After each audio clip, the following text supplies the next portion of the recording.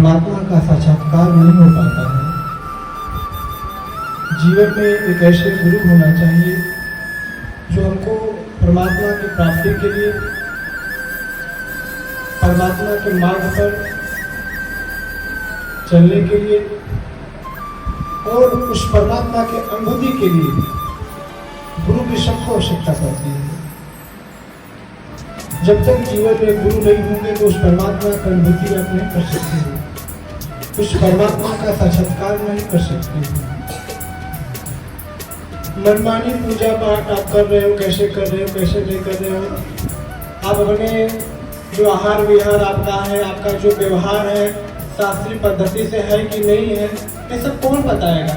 हमारा जो शास्त्र है, जो गुरु है, वही तो बताएंगे ना कि आपको कैसे चलना चाहिए, कैसे नहीं चलना चाहिए, और कैसे भजन करना चाहिए, कैसे नहीं करना चाहिए। आपका जो आहार होता है, आहार में आप क्या लें, क्या न लें, ये सब चीज़ों का ज्ञान कौन देता है? गुरु ही तो देता है, हमारा शास्त्रों ही तो देता है।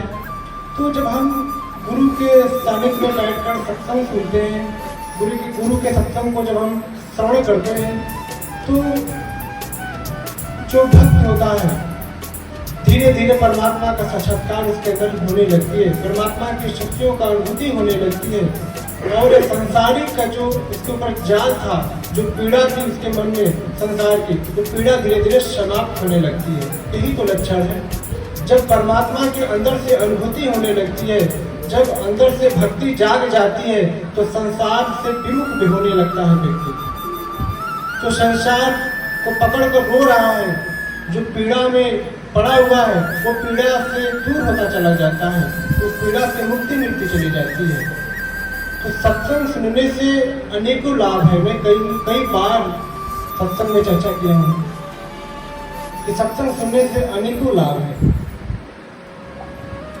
अगर सत्संग जीवन में नहीं आया तो जीवन का कोई मतलब नहीं है। आप क्योंकि आप जीने की कला नहीं सीख पाओगे। जो जीने की कला नहीं सीख पाया वो अच्छे से अपने जीवन को व्यतीत नहीं कर पाएगा।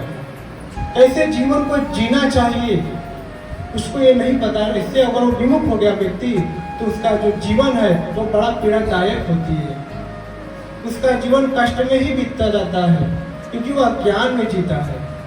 इसलिए सत्संग की आवश्यकता होती है। सत्संग सुनने से परमात्मा का साक्षात्कार होता है, परमात्मा की अनुभूति होती है। सत्संग सुनने से भगवान की कृपा होती है। सत्संग सुनने से पाप कटते हैं। सत्संग सुनने से जन्म और मरण से मनुष्य मुक्ति पा जाता है और उसको वैकुंठ मिल जाता है, परमात्मा का धाम मिल जाता है। सत्संग सुनने से अनेकों लाभ है। देखिए, सत्संग जब बेमानो सुनता है तो सत्य का हम संग करते हैं। जब उस सत्य का संग करेंगे तो जो भी हम समय दिए रहते हैं सत्य के साथ, यह जन्मों जन्मांतर तक साथ में रहता है। इसलिए हमेशा धर्म से चलना चाहिए और हम अपने शास्त्रों का मार्गदर्शन करना चाहिए। अपने साधु संतों के सानिध्य में बैठकर सत्संग सुनना चाहिए। तब आपके जीवन में आनंद आएगा, तब आपके जीवन में सुख आएगा।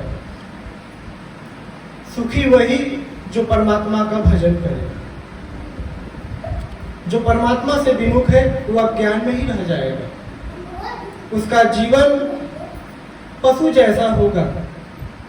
पशु होता है ना, वो भी बच्चा देता है, वो भी खाता है, वो भी बैठता है, सोता है, लेकिन वो भजन नहीं करता है।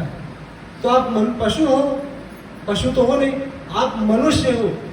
इसी शरीर में भगवान कृष्ण आए थे, इसी मनुष्य शरीर में भगवान राम आए थे, इसी मनुष्य शरीर में हमारे ऋषि मुनि लोग आकर तपस्या किए, आज भी कर रहे हैं। यह बहुत श्रेष्ठ मानव तन है। बड़े भाग मानुष तन पावा, बड़ा भाग्य से मिला है। ये कोई साधारण शरीर नहीं है। अगर इस शरीर की महत्ता को अगर हम न समझे, ये दुर्भाग्य की बात है। ये बहुत पीड़ा की बात है, बहुत कष्ट की बात है कि मानव शरीर में आकर मानव शरीर की महत्ता को हम समझ नहीं पाए। ये बड़ी पीड़ा वाली बात है। इसलिए इस शरीर को समझना होगा कि भगवान ने हमको मानव जीवन क्यों दिया। और जो गृहस्थ में आप सुख दुख भोग रहे हो, तो आखिर ये भोग हम क्यों भोग रहे हैं, इसको जानना पड़ेगा। तब आप अपने जीवन में हर चीज के महत्व को समझ सकते हो। जब तक जानोगे नहीं, तब तक ऐसे ही अपने जीवन को व्यतीत करते रहोगे। ख्याल रखना, इस मानव जीवन के महत्व को समझिए। जब धोबी ने कहा माता सीता को, मैं ऐसे औरत को नहीं रखता हूं जो रावण के पास से होकर आई हो, ये राम ही रख सकते हैं, हम तो नहीं रख सकता। भगवान राम जब छुप के गए थे गांव में चदरा ओढ़कर कि गांव में क्या माहौल है, माता सीता आई है माहौल में, तो गांव वाले क्या बोल रहे हैं। तो भाई गांव में तो तरह तरह की बातें होती है ना, कोई अच्छा कहेगा कोई बुरा कहेगा, लेकिन भगवान तो भगवान, उनका हृदय बड़ा कोमल होता है। जब वो धोबी ऐसा कह दिया कि क्या प्रमाण है कि वो पवित्र है। राम ने अपने महल में सीता को रख लिया, रावण के पास होके आई। तब माता सीता को भगवान राम ने वनवास भेज दिया। अच्छा, क्यों भेजा इसके बारे में लोगों को नहीं पता है, कारण है उनको वन में भेजने का। भगवान राम चाहते तो उसको फांसी का सजा भी दिलवा सकते थे, राजा के लड़के थे। राज्य में कोई धोबी ऐसा बोल के चला जाए, ऐसे कैसे हो सकता है। लेकिन भगवान का हृदय तो बहुत ही कोमल, बहुत करुणावान होते हैं। तो भगवान ने वन में भेज दिया। अब वन में भेजने के पहले माता जी गर्भवती थी, माता सीता गर्भवती थी। हाँ, और उस धोबी की बात सुनकर भगवान राम तुरंत निर्णय लिए इसका। धृतराष्ट्र के सामने माता द्रौपदी का साड़ी बीच सभा में खींचा जा रहा था। वहां पितामह भीष्म जैसे, द्रोणाचार्य जैसे लोग, महापुरुष लोग बैठे हुए थे, लेकिन कोई माता द्रौपदी का लाज बचाने नहीं आया। माता द्रौपदी ने कहा, आप मेरे ससुर समान हैं, आप मेरी इज्जत बचाइए। उस समय धृतराष्ट्र गद्दी के लोभ में, राज्य का लोभ उसके अंदर था, पुत्र मोह था, वह सही निर्णय नहीं ले पाया। और जो माता द्रौपदी के खुद के अर्जुन, युधिष्ठिर, भीम, ये पांचों भाई थे, इन्हों लोगों ने भी माता द्रौपदी का लाज नहीं बचा पाए। तो कौन बचाया? भगवान कृष्ण ने बचाया। भगवान कृष्ण इंतजार कर रहे थे, हमारी बहना द्रौपदी बुलाए तो हम दौड़े दौड़े जाए और अपने बहने का लाज बचा लो। कौन बचाया? भगवान बचाया। अगर इस गृहस्थी जीवन में आप जी रहे हो, अगर इसमें से कष्ट अपने जीवन में से निकालना है, जिस पीड़ा में, जिस दलदल में आप बजे हो, इस दलदल से पर बाहर होना है, तो प्रभु को पुकारना पड़ेगा, प्रभु को याद करना पड़ेगा, तब प्रभु आपकी समस्या को दूर करेंगे। लेकिन आप प्रभु को कहाँ पुकारते हो? इस संसार को पुकारते हो। द्रौपदी ने सबको पुकारा जितना अपने लगा सगा लोग थे, लेकिन कोई पास में नहीं आया। लास्ट में भगवान ही पास में आकर द्रौपदी का लाज बचाए। तो जब से प्रभु नहीं चाहेंगे, तब से आपके जीवन में सुख नहीं आ पाएगा। जो संसार में सुख साधन संसाधन आप जुटा रहे हो, इसमें अगर आनंद आने वाला है तो प्रभु की कृपा होगी, तभी आप उसमें आनंद ले सकते हो। ख्याल रखना, जब पेट में दर्द नहीं होता है ना, तभी भोजन खाने में मजा आता है कि नहीं? जब पेट में दर्द होता है तो भोजन खाने में कोई मजा नहीं आता है। इसलिए जब से प्रभु का भजन जीवन में न हो, जिस घर में सुबह शाम प्रभु के नाम का कीर्तन न हो, वह घर घर नहीं होता है, वह शमशान होता है, वह मरघट होता है। जब मैं नहीं कर रहा हूँ, जब साहेब कबीरदास जी कह रहे हैं, वो मरघट होता है। तो आप अपने घर को मरघट मत बनाइए, अपने घर को स्वर्ग से सुंदर बनाइए। स्वर्ग कहीं बाहर भीतर नहीं, आपका घर ही स्वर्ग है। आपका जो पवित्र मन है, जो अपने घर में आप खुशहाली से जी रहे हो, इससे अच्छा स्वर्ग कहीं मिलने वाला नहीं है। जो आप परिवार में अपने जीवन को खुशी खुशी व्यतीत कर रहे हो, इससे बड़ा स्वर्ग मिलने वाला नहीं है। दुख ही नरक है और सुख ही स्वर्ग है। समझ ले, ये जो दुख और सुख है, अगर दुख में हो तो आप कहते हो नरक का जीवन है, सुख में होते हो तो कहते हो जीवन भगवान के पास से बहुत अच्छा चल रहा है, ऐसा लग रहा है कि हमको भगवान ने सब कुछ दे दिया है। तो सुख से जीवन व्यतीत करने का मात्र एक ही मार्ग है, वह है भजन। आप कितने बार प्रश्न करते हो मुझसे कि महाराज जी हमारी समस्या बहुत है, बहुत पीड़ा है, बहुत कष्ट है, यह कैसे हटेगी? देखिए, संसार में आपकी समस्या कोई हटा नहीं सकता है जब तक वो नहीं चाहेगा। जाके राके साइया मार सके ना कोई। हाँ, लेकिन आप अज्ञान में किसी के बहकावे में आकर इधर उधर भागते हो, अपना जो मेहनत से पैसा कमाए रहते हो फिजूल जगह खर्चा कर देते हो, जिसका कोई मतलब नहीं निकलता है। अगर आपको खुश रहना है, अपने पीड़ा को, अपने कष्ट को, अपने तकलीफ को दूर करना है, परमात्मा का भजन करिए। परमात्मा ही आपके पीड़ा और कष्ट को दूर कर सकते हैं, और इस संसार में कोई आपकी पीड़ा और कष्ट को दूर नहीं कर सकता है। ख्याल रखना, अगर वो चाहेगा तो दुश्मन भी मित्र हो जाएगा, अगर उसकी कृपा नहीं होगा तो मित्र भी सब दुश्मन बनते चले जाएंगे। इस बात का विशेष ध्यान रखना। इसलिए मैं कहता हूँ कि अपने घर में कीर्तन करो, अपने घर में भजन करो, हर घर में सुबह शाम कीर्तन भजन होना चाहिए, ताकि उसके घर में देवी देवताओं का वास हो, उसके घर में माता लक्ष्मी की कृपा हो, उसके घर में धन्य धान की कमी न रहे। और ऐसे कृपा होगी उसके घर में, जिसके घर में कीर्तन भजन होता होगा, जिसके घर में सुबह शाम धूप दीप लगता होगा। आप कुछ भी नहीं करना चाहते हो और सोचते हो कि माल भी भर जाए पूरा गोदाम, हाँ, जो आपका पेटी है पैसे वाला, वो पैसा पेटी भर जाए, तो ऐसा संभव नहीं है। कर्म करना पड़ेगा। देखिए, भगवान ने शरीर दिया है, नहाते भी नहीं नहाते रोज, पहले बता दो। हर व्यक्ति रोज नहाता है ना। एक गर्मी में जो नहीं नहाता होगा सबसे बड़ा फुहर होगा, गंदा होगा। गर्मी में तो आप रोज ही नहाते हो। क्यों नहाते हो? ताकि आपके शरीर का जो मैल है, जो गंध है, जो दुर्गंध आ रही है शरीर से, यह समाप्त हो जाए और शरीर की शुद्धि हो जाए, इसलिए आप रोज नहाते हो। लेकिन मन का शुद्धि कैसे होगी? इससे आप विमुख हो। मन की शुद्धि, मन की शांति, मन की पवित्रता यह तभी हो सकती है जब आप सुबह शाम भगवान का ध्यान करेंगे, सुबह शाम भगवान का नाम लेंगे। अगर गृहस्थ में समय नहीं है, बहुत व्यस्त रहते हो, आपको एकदम समय नहीं है, तो 2 मिनट के लिए, उससे भी कम समय, बहुत व्यस्त हो, 1 मिनट के लिए बैठो, मात्र भगवान के लिए बैठो। देखना धीरे धीरे आपके जीवन में आनंद आ जाएगा, सुख आने लगेगा और मन शांत होने लगेगा। सबके जीवन में तो बहुत धन रहता है, लेकिन मन शांत नहीं होता है, तो वो धन क्या होता है? बीज के समान काम करता है आपके जीवन में। अगर जीवन में सुख ही नहीं है तो सब बेकार है। तो भजन करिए अपने घर में, भजन से ही हर समस्या का समाधान है। अगर भजन नहीं तो समस्या का समाधान नहीं है। जब माता सीता जंगल में गई तो वहां पे संतों की शरण मिला कि नहीं मिला? संतों के शरण में उस समय चाहती माता सीता तो पहले ही माता धरती को प्रणाम करके और धरती के अंदर समा जाती है कि नहीं? उसी समय समा जाती कि माँ अपने गोद में हमको ले लो। लेकिन माता सीता ने ऐसा कुछ नहीं किया और भगवान राम ने उनको जंगल भेजा, और जंगल में भगवान के पुत्र हुए कि नहीं हुए? संतों के शरण में रहे कि नहीं रहे?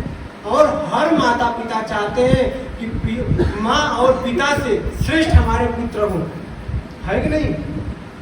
हर पिता चाहता है, हर माता चाहती है कि हमारा लड़का हमसे ज्यादा उन्नति करे। चाहते कि नहीं चाहते? तभी तो लव-कुश, भरत जैसे महापुरुष, लक्ष्मण जैसे लोग को, ऐसे ऐसे लोगों को मूर्छित, हनुमान जी को मूर्छित कर दिए लव-कुश, इतने शक्तिशाली। विवश होकर लास्ट में भगवान राम को जाना पड़ा, है कि नहीं? तब उनको गुरु ने रोक दिया, तुम्हारे पिता ऐसे पुत्र थे भगवान राम के।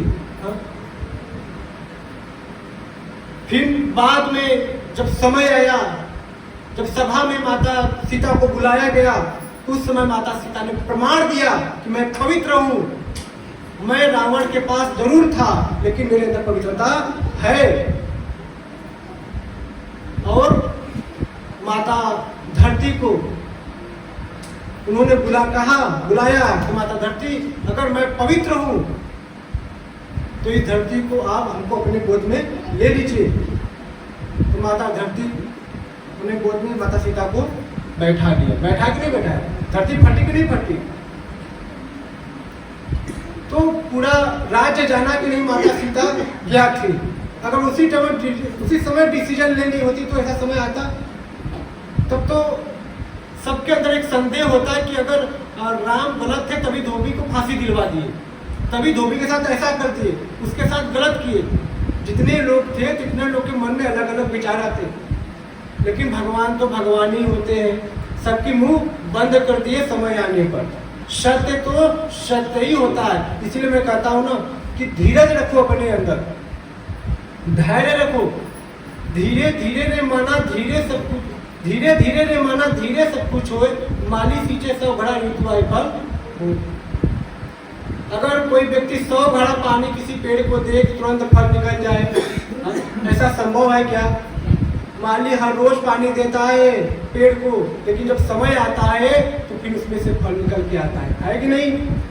पानी रोज देता है लेकिन समय आने पर ही फल मिलता है। लेकिन हम लोग धीरज को खो देते हैं और इधर उधर भटकते हैं, पता चला कि सब कुछ समाप्त हो जाता है। इसलिए संतों के सानिध्य में बैठने से यही लाभ है, सत्संग सुनने से यही लाभ होता है कि मनुष्य के अंदर धीरज बन आता है, वह सही और गलत का निर्णय ले पाते हैं, वह सही दिशा में चलते हैं, उचित और अनुचित का ख्याल रखकर अपने जीवन को व्यतीत करते हैं। यह होता है साधु संगत का असर। समझ गए?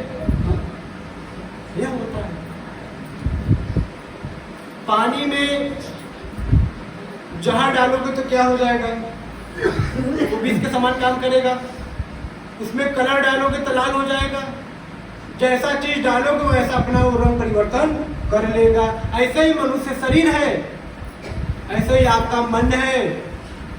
इसमें जैसे विचार डालोगे वह इसी रूप में ढल जाएगा। इसमें अगर गलत विचार डालोगे तो उसका प्रभाव उल्टा होगा, अगर इसमें सही विचार डालोगे तो उसका प्रभाव सही होगा। बात समझ रहे हैं? इसलिए हमेशा उचित कार्य करना चाहिए, सही कार्य करना चाहिए, ताकि जीवन में हमेशा आपके आनंद रहे। अगर बुरा कार्य करोगे तो एक न एक दिन जरूर जीवन में अरुझ जाओगे। ख्याल रखना। चोर रोज चोरी करता है, जिस दिन पकड़ जाता है ना उस दिन उसको समझ में आता है कि नमक ही रोटी खाए होते, ऐसा कार्य नहीं की होती। उसको सुरहोश सूझ जाता है, होता है, कहा जाता है ना। तो भैया गलत तो गलत होता है, सही तो सही होता है। धैर्य से चलो, मेहनत करो, भगवान आपके ऊपर सदैव कृपा बनाएंगे। आपके मेहनत के अनुसार आपको उसका फल मिलेगा। लगे रहो। समझ रहे? जैसे आपके अंदर दुख है, तकलीफ हो, कभी कभी लोग आते हैं बहुत जल्दी ठीक हो जाते हैं, कभी कभी किसी को समय लगता है। मत घबराओ, हो सकता है भगवान की परीक्षा हो। अगर आपकी समर्पण गुरु के प्रति है, अगर आपका समर्पण भगवान के प्रति है, तो भगवान कभी कभी अपने भक्तों का परीक्षा लेते हैं कि इतना हमको मानता है, इतना हमको पूजता है, देखता हूँ कितना मानता है। बस उसी जगह व्यक्ति का जो मन है डगमगा जाता है। अगर आपका नहीं डगमगाया तो पड़ोसी डगमगवा देगा। अरे तू जाता है, देख तुमको दुख पकड़ लिया, तुमको पीड़ा हो गया, तो यहाँ जाने से क्या लाभ है, चल मैं तुमको ले चलता हूँ दूसरे जगह। बस उसी जगह आपकी कहानी खत्म। तुमको साल भर पढ़ते हो, परीक्षा कितने घंटे की होती है? 2 घंटे 3 घंटे की होती है ना।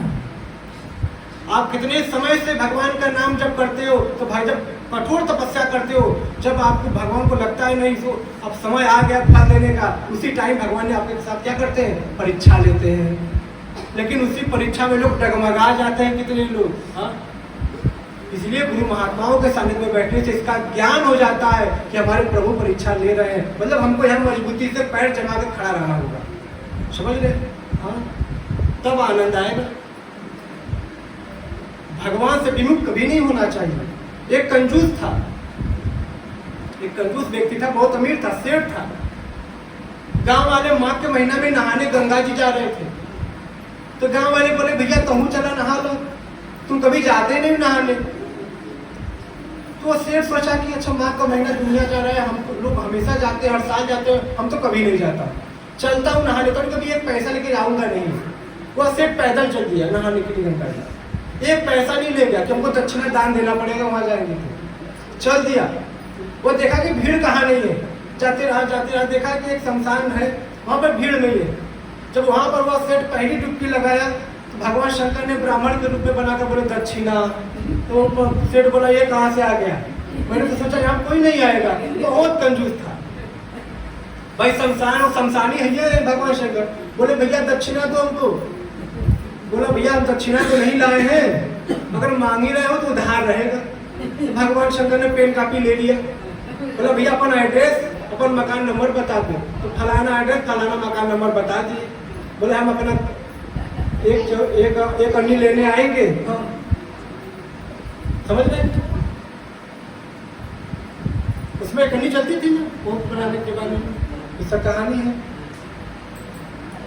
तो वो जब सेठ अपने घर गया तो कुछ समय बाद भगवान शंकर पहुंच गए।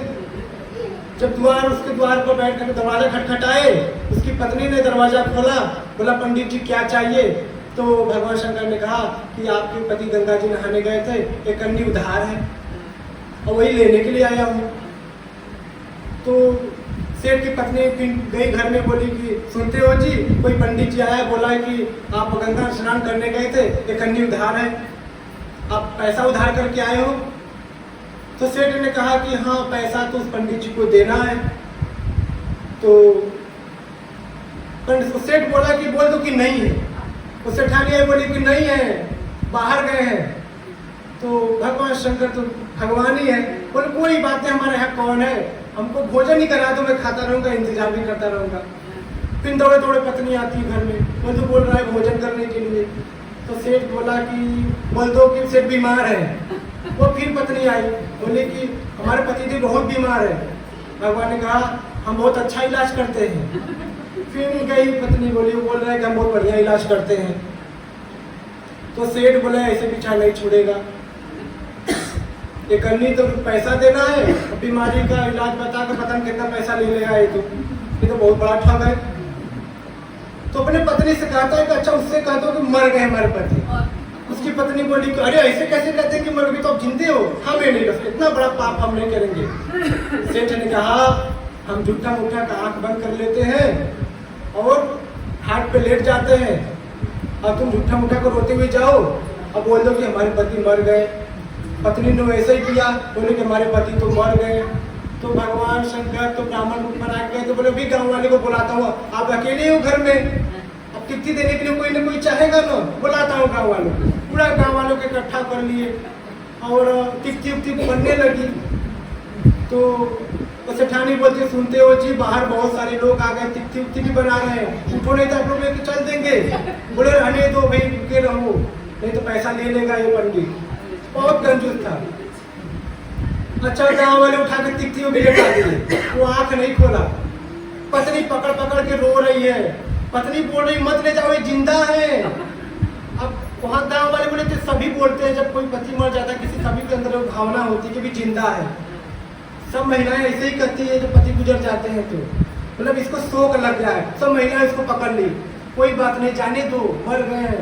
समझा रही है कि धरती पर जो आया सबको जाना है, जाने दो, भगवान सब सही कर देंगे। पत्नी बार बार छाती पर पीट कर बोल रही है कि अभी वो जिंदा है, मरे नहीं है, वो झूठा मूठा कर सोए हैं। बोले नहीं नहीं आप ऐसे बोल रही हो, हर कोई बोलता है ऐसे, किसी का पति मर जाता है लोग उसको बैठा ली खाट पर, और पति अपना गाँव वाले लेके चल दिए मनकनका की तरफ। अच्छा जब वहाँ पर जलाने का समय आया तो भगवान कहे कि वही भी समय उठ जाओ, मैं तुमसे पैसा नहीं लूंगा, लेकिन मैं तुम्हारे कंजूसी पर खुश हो गया। आज तक मैं धतूरे और बेलपत्र से खुश होता था, लेकिन तुम्हारे कंजूसी से मैं खुश हो गया। उठ जाओ, क्या हमसे वरदान मांगना चाहते हो, मैं तुमको खुश होकर देना चाहता हूँ। तो सेठ बोला कि कुछ नहीं, बस पैसा हमको मत लो बस। हाँ। तो ऐसे ऐसे तो लोग हैं धरती पर। हाँ। ऐसे ऐसे कंजूस आपके गाँव में है क्या? तो देखिए भगवान ने अगर आपको धन दिया है तो धर्म कर्म में भी लगाना चाहिए। अगर कोई गरीब आ गया तो उसको सहयोग कर देना चाहिए, किसी भूखा आ गया तो भोजन करा देना चाहिए। लेकिन अगर ऐसे कंजूस बन जाओगे तो फिर बड़ी समस्या खड़ी हो जाएगी, पत्नी छाती पर हाथ पीट पीट के रोएगी बेचारी। हाँ, समझ रहे हैं? अतिथि देवो भव। अगर आपके घर में अतिथि आ जाए तो उनका सेवा सत्कार करो। हाँ? एक लोग के घर में ऐसे एक अतिथि आ गए, बेचारे 2-4 दिन रह के लिए, पति पत्नी को भार लगने लगा।